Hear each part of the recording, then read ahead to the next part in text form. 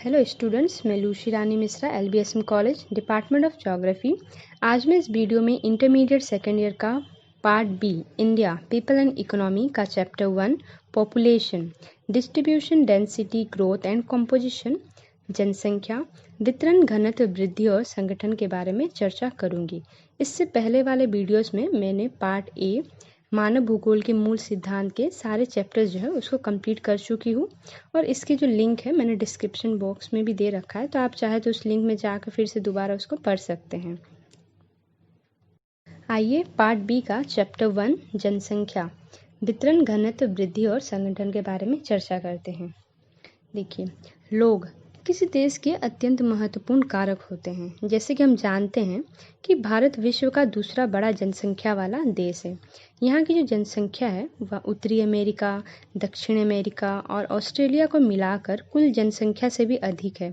अर्थात यदि हम इन तीन महाद्वीपों के जो जनसंख्या है अगर उसको भी इकट्ठा कर ले तो उससे भी ज़्यादा जो है भारत की जनसंख्या होगी। भारत की जो पहली जनगणना है वो 1872 में हुई थी, किंतु पहली संपूर्ण जनगणना जो है वो 1881 में संपन्न हुई थी।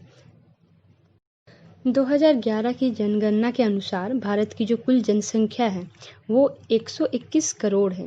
भारत के केवल 10 राज्य ही ऐसे हैं जिसमें जनसंख्या का जो 76% भाग निवास करता है, जिसमें उत्तर प्रदेश, महाराष्ट्र, बिहार, पश्चिम बंगाल, आंध्र प्रदेश, तमिलनाडु, मध्य प्रदेश, राजस्थान, कर्नाटक व गुजरात शामिल है। जनसंख्या वितरण पॉपुलेशन डिस्ट्रीब्यूशन। जनसंख्या वितरण शब्द का अर्थ भूपृष्ठ पर वितरित लोगों के स्वरूप से है, अर्थात लोग किस प्रकार से वितरित है उसी के स्वरूप को जनसंख्या वितरण कहते हैं। देखिए, भारत में जनसंख्या वितरण का जो प्रतिरूप है वो क्या है, एक समान नहीं है, वह बहुत ही अत्यधिक असम है। यदि हम राज्यों के जनसंख्या प्रतिशत को देखें तो हमें पता चलेगा कि सबसे अधिक जनसंख्या जो है वो कहाँ है, उत्तर प्रदेश में है। उसके बाद महाराष्ट्र, बिहार, पश्चिम बंगाल और आंध्र प्रदेश का स्थान है। जनसंख्या घनत्व पॉपुलेशन डेंसिटी। घनत्व का मतलब है कि जनसंख्या घनत्व प्रति इकाई क्षेत्र या प्रति वर्ग किलोमीटर में जो रहने वाले व्यक्तियों की संख्या को अभिव्यक्त करता है। यदि हम देखें कि 1 किलोमीटर के क्षेत्र में कितने लोग रह रहे हैं, उनकी जो संख्या है उसी को जनसंख्या घनत्व कहेंगे। और जनसंख्या घनत्व से हम भूमि पर स्थानिक वितरण को सही ढंग से समझने में सहायता मिलती है। देखिए, भारत में 2011 की जनगणना के अनुसार जनसंख्या की जो घनत्व है वो 382 व्यक्ति प्रति वर्ग किलोमीटर है। और अगर हम राज्य स्तर पर देखें तो उसमें अधिक विषमताएं देखने को मिलेगी। जैसे कि अरुणाचल प्रदेश में जनसंख्या घनत्व सबसे कम है, जो कि 17 व्यक्ति प्रति वर्ग किलोमीटर है, जबकि बिहार में सबसे अधिक 1106 व्यक्ति प्रति वर्ग किलोमीटर है। और वही अगर हम केंद्र शासित प्रदेशों में देखें तो सबसे अधिक जो है दिल्ली में है, जिसका घनत्व है 11,320 व्यक्ति प्रति वर्ग किलोमीटर। और सबसे कम अंडमान निकोबार में 46 व्यक्ति प्रति वर्ग किलोमीटर है। जनसंख्या के वितरण एवं घनत्व को प्रभावित करने वाले कारक factors affecting distribution and density of population. अब हम देखेंगे कि वो कौन से कारक हैं जो भारत में जनसंख्या के जो वितरण और घनत्व है उसको प्रभावित करते हैं।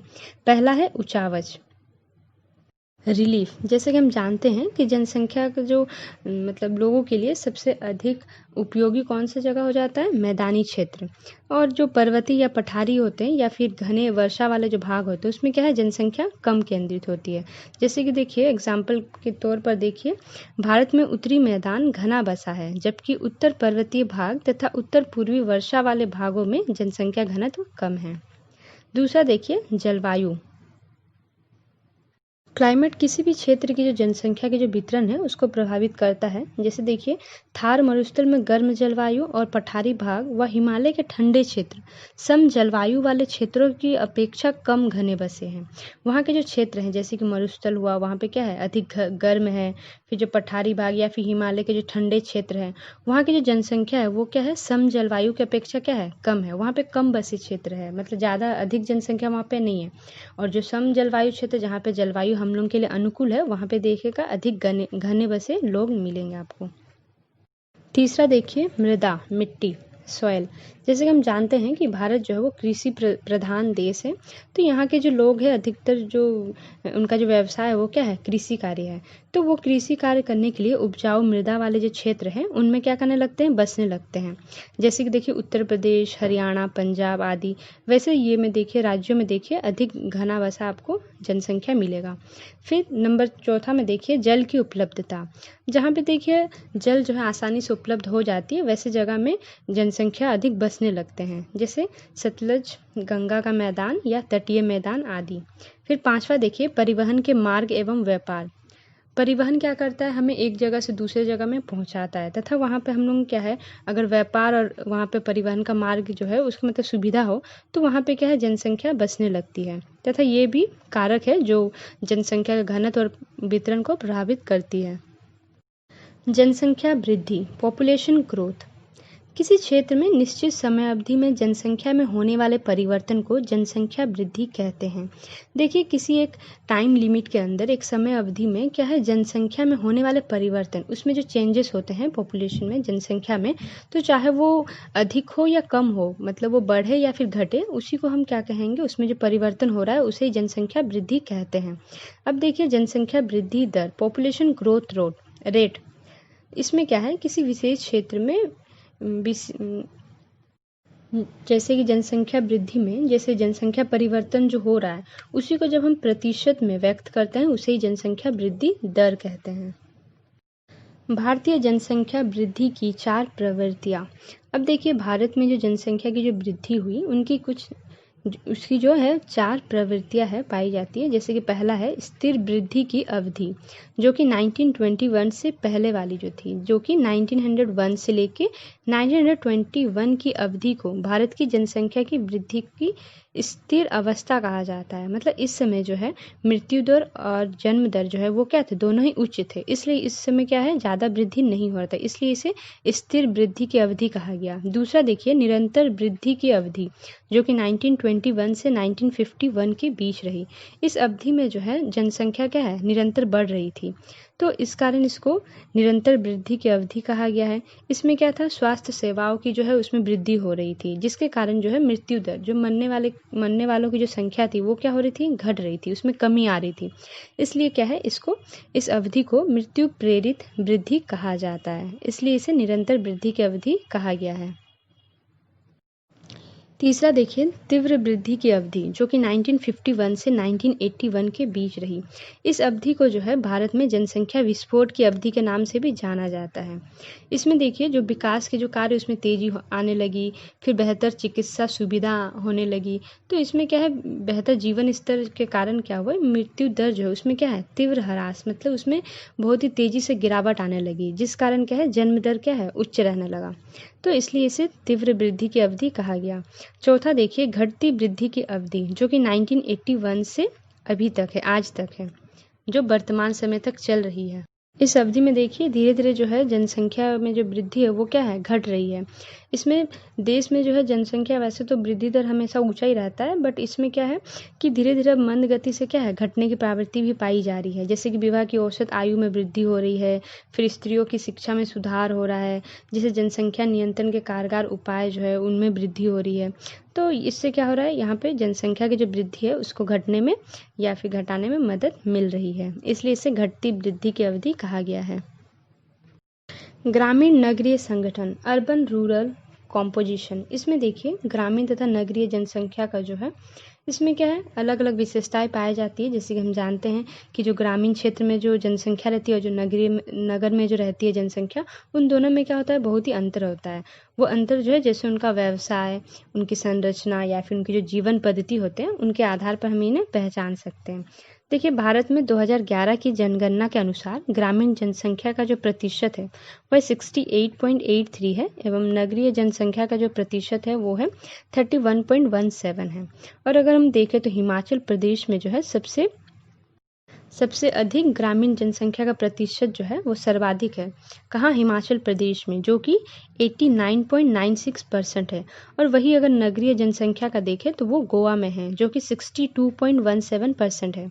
और केंद्र शासित प्रदेशों में अगर हम देखें तो अंडमान निकोबार का जो द्वीप समूह है उसमें ग्रामीण जनसंख्या का प्रतिशत क्या है? सबसे अधिक है, सर्वाधिक है, जो कि 64.33% है। और दिल्ली में नगरीय जनसंख्या का प्रतिशत सर्वाधिक है, जो 97.50% है।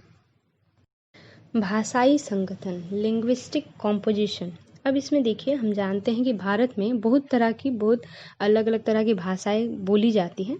भारत एक भाषाई विविधता की भूमि है। तो देखिए, संविधान में, भारतीय संविधान में जो है सिर्फ 22 भाषाओं को ही मान्यता प्राप्त है, जो कि लगभग 93% लोगों द्वारा ही बोली जाती है। 22 भाषाएं अनुसूचित है और अनेक भाषाएं गैर अनुसूचित है। अब देखिए, अनुसूचित भाषाओं में जो कि 22 भाषाएं हैं, उनमें बोलने वाले जो प्रतिशत है बोलने वालों की, वो क्या है? सर्वाधिक है। और लघुत्तम भाषा वर्ग में वैसे जो लघुत्तम मतलब कम लोग बोलते हैं, उसमें कश्मीरी और संस्कृत बोलने वाले लोग हैं। और देखिए, भाषाई प्रदेशों में देश को जो उस तरह से सीमा सुनिश्चित नहीं कर सकता, में स्पष्ट नहीं है, क्योंकि यहाँ पे क्या है, एक प्रदेश से दूसरे प्रदेश जैसे ही हम जाते हैं तो वहाँ पे क्या है, भाषा थोड़ी सी अलग होने लगती है, तो इनमें चेंजेस आने लगते हैं। भाषाई वर्गीकरण। अब देखिए, भाषा का जो है क्लासिफिकेशन भी किया जाता है। जैसे प्रमुख भारतीय भाषाओं के बोलने वाले 4 भाषा परिवारों से जुड़े हुए हैं। हम जो भाषा बोलते हैं या फिर भारत में जो जितनी भी भाषाएं बोली जाती है, वो क्या है, मुख्य 4 भाषाओं जो भाषा परिवार है उनसे जुड़े हुए हैं, जिनके उप परिवार है, शाखाएं है अथवा वर्ग है। पहला है आस्टिक, निषाद। इस भाषा परिवार का जो क्षेत्र है वो मेघालय है, निकोबार द्वीप समूह है, फिर पश्चिम बंगाल, बिहार, उड़ीसा, असम, मध्य प्रदेश, महाराष्ट्र या फिर भारत के बाहर भी ये भाषा कही जाती है। दूसरा देखिए द्रविड़, ये जो है ये तमिलनाडु, कर्नाटक, केरल, आंध्र प्रदेश, मध्य प्रदेश, जितने भी जो साउथ के जो ये है राज्य है उनमें बोले जाते हैं। फिर देखिए तीसरा है चीनी तिब्बती। इसमें जो है वो हिमालय के जो तिब्बती वाला जो है, तिब्बती हिमालय उस एरिया में है, वहाँ के वर्ग के लोग बोलते हैं। और जम्मू कश्मीर, हिमाचल प्रदेश, सिक्किम, अरुणाचल प्रदेश, असम, नागालैंड, मणिपुर, मिजोरम, जो उत्तर पूर्वी राज्य हैं उनमें अधिकतर ये बोले जाते हैं। फिर चौथा देखिए भारतीय यूरोपीय, जिसको कि आर्य भाषा कहते हैं, आर्य परिवार। इसमें देखिए जम्मू कश्मीर, फिर ये पंजाब, हिमाचल प्रदेश, उत्तर प्रदेश, राजस्थान, हरियाणा, मध्य प्रदेश, बिहार, उड़ीसा, पश्चिम बंगाल, असम, गुजरात, महाराष्ट्र, गोवा, इन सब जगहों पर, इन क्षेत्रों पर ये भाषाएं मतलब बोली जाती हैं। धार्मिक संगठन, रिलीजियस कॉम्पोजिशन। इसमें देखिए भारत में सिर्फ जाति या फिर भाषाओं में ही विभिन्नता नहीं देखने मिलती, बल्कि धर्म में भी बहुत सारी विभिन्नताएं देखने को मिलती है। यहाँ के जो लोगों का जो जीवन है वो बहुत कुछ जो है धर्म के द्वारा भी क्या है, प्रभावित होता है। देश में धार्मिक समुदायों का स्थानिक वितरण दर्शाता है कि कुछ निश्चित राज्यों और जिलों में एक धर्म के संख्यात्मक प्रबलता विशाल है, जबकि उसी का दूसरे राज्य में प्रतिनिधित्व नगण्य है। मतलब कहा जा सकता है कि जो धार्मिक समुदाय है वो स्थानिक वितरण को दर्शाता है। तो इसमें हम ये नहीं कह सकते कोई निश्चित राज्य या फिर जो है, इसमें क्या है, कहीं एक राज्य में सबसे अधिक जो है वहाँ की जो संख्या है, वहाँ पे धार्मिक लोग, एक ही तरह के जो धर्म के जो लोग हैं वो क्या है, अधिक है वहाँ पे। और वही अगर दूसरे राज्य में जाए तो वहाँ के जो धर्म में क्या हो जाता है, अंतर आ जाता है। तो इस राज्य में और उस राज्य में क्या है, थोड़ी सी अलग देखने को मिलती है हमें। पहला देखिए हिंदू धर्म। हिंदू धर्म में जो है वहाँ पे ये जम्मू कश्मीर, उत्तर पूर्व के जो पर्वतीय राज्य है या फिर दक्कन पठार है, व गंगा मैदान है, तो ये सब जो जगह है वहाँ पे क्या है, प्रमुख रूप से ये वितरित है। और देखिए मुस्लिम, जो कि जम्मू कश्मीर, पश्चिम बंगाल और केरल के कुछ जिलों में या फिर उत्तर प्रदेश के जो अनेक जिले हैं या दिल्ली में, यहाँ के आसपास में, वहाँ पे क्या है, और लक्षद्वीप में सांद्रित है। मतलब वहाँ पे मुस्लिम लोग आप पाएंगे। उसके बाद देखिए ईसाई धर्म के लोग, ये जो है पश्चिमी तट के साथ गोवा, केरल, मेघालय, मिजोरम और नागालैंड के जो पहाड़ी राज्य हैं या फिर छोटा नागपुर क्षेत्र या मणिपुर के जो पहाड़ियों में भी इनका सांद्रण आप देख सकते हैं। फिर उसके बाद देखिए सिख समुदाय जो होता है, वो धर्म के लोग, अधिकांश सिख देश के अपेक्षा के छोटे क्षेत्र, विशेष रूप से जैसे कि पंजाब, हरियाणा और दिल्ली में संकेंद्रित है। और जैन और बौद्ध, ये जो है सबसे छोटे धार्मिक समूह हैं। तो ये क्या है, भारत में अधिक नहीं पाए जाते, बट पाए जाते हैं कुछ कम मात्रा में। वो भी गिने चुने क्षेत्रों में। जैन धर्म के जो लोग हैं वो प्रमुख रूप से राजस्थान के नगरीय क्षेत्र, गुजरात व महाराष्ट्र में हैं, जबकि बौद्ध धर्म जो है वो क्या है, महाराष्ट्र में संकेंद्रित है। और बौद्ध धर्म जो है सबसे अधिक यहाँ पे सिक्किम, अरुणाचल प्रदेश या जम्मू कश्मीर, लद्दाख, त्रिपुरा और हिमाचल प्रदेश के जो लाहौल स्पीति है वहाँ पे आपको अधिक देखने को मिलेंगे। श्रमजीवी जनसंख्या का संगठन, जिसे व्यावसायिक संगठन भी कहते हैं, इसमें देखिए भारत में आर्थिक स्तर की दृष्टि से जनसंख्या को क्या है, 3 वर्गों में बांटा गया है। जैसे पहला है मुख्य श्रमिक, फिर सीमांत श्रमिक और अश्रमिक। पहला देखिए मुख्य श्रमिक में वैसे व्यक्ति आएंगे जो वर्ष में कम से कम 183 दिन, मतलब वो क्या करेंगे, इतने दिन क्या है कमा कर खा रहा है या जो काम कर रहा है, 183 डेज जो काम करता है उन्हें मुख्य श्रमिक कहते हैं। दूसरा देखिए सीमांत श्रमिक, इसमें वे व्यक्ति आएंगे जो एक वर्ष में 183 डेज से भी कम काम कर रहे हैं, कम दिन मतलब काम करते हैं, उन्हें सीमांत श्रमिक कहते हैं। और तीसरा देखिए अश्रमिक, इसमें वैसे लोग हैं जो काम नहीं करते, जो बेरोजगार हैं, उन्हें अश्रमिक कहते हैं। पाठ एक नज़र में, इसमें चैप्टर्स के कुछ मेन पॉइंट्स दिए हुए हैं, आप इसको भी नोट कर लीजिएगा। और इसमें 2011 की जनगणना के आधार पर भी कुछ मेन पॉइंट्स दिए हुए हैं, जैसे कि भारत की कुल जनसंख्या कितनी है, इसमें पुरुष जनसंख्या कितनी है, स्त्री जनसंख्या कितनी है, या फिर यहाँ का घनत्व, फिर यहाँ पे लिंग अनुपात कितना है, कौन से राज्य में जो जनसंख्या घनत्व अधिक है, कहाँ कम है। तो ये सारे जो है एग्ज़ाम में 1 मार्क का क्वेश्चन में पूछा जाता है, तो आप इसको अच्छे से नोट्स बना लीजिएगा और पढ़ लीजिएगा। और इस चैप्टर के कुछ क्वेश्चन आंसर भी दिए हैं मैंने, जिसको आप वीडियो को पॉज करके आप अच्छे से इसको लिख लीजिएगा।